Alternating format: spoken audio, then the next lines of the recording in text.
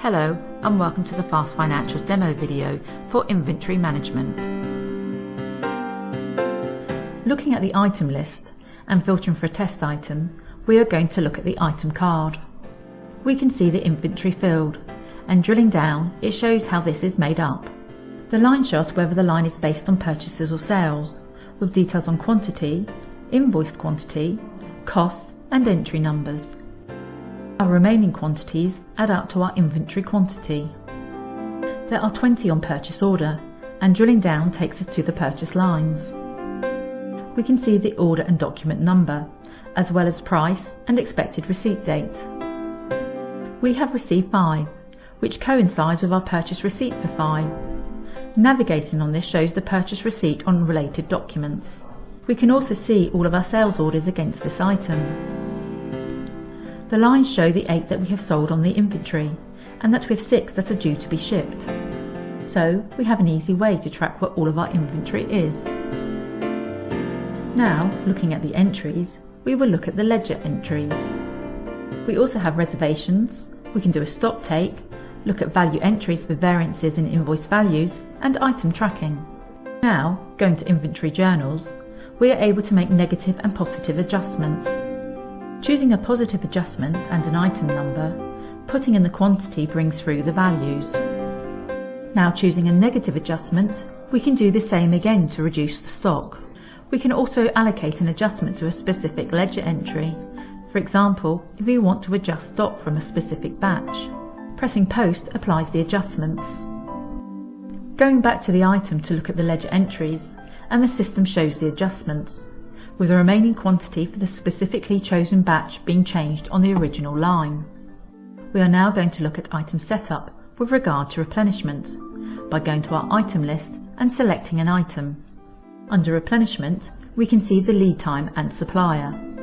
We can also set up alternative vendors, as well as prices and discounts. If the supplier has a specific item number, we can put those details in, with a purchasing unit of measure. We can now choose how the system restocks the item.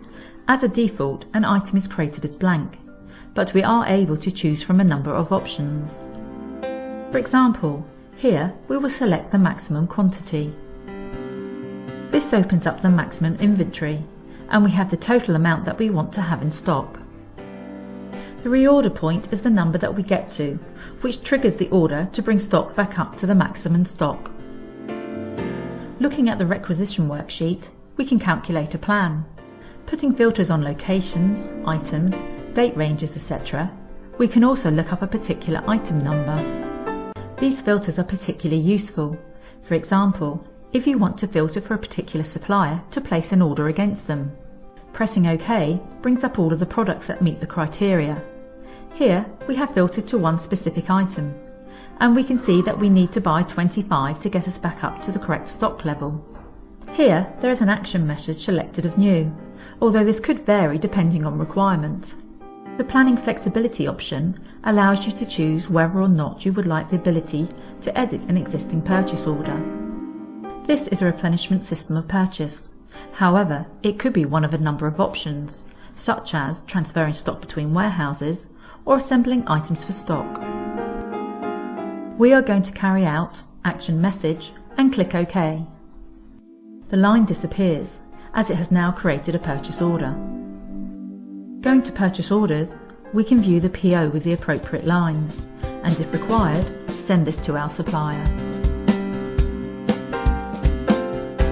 We are now going to look at prices and discounts. Starting with the customer, we can look at the sales pricing.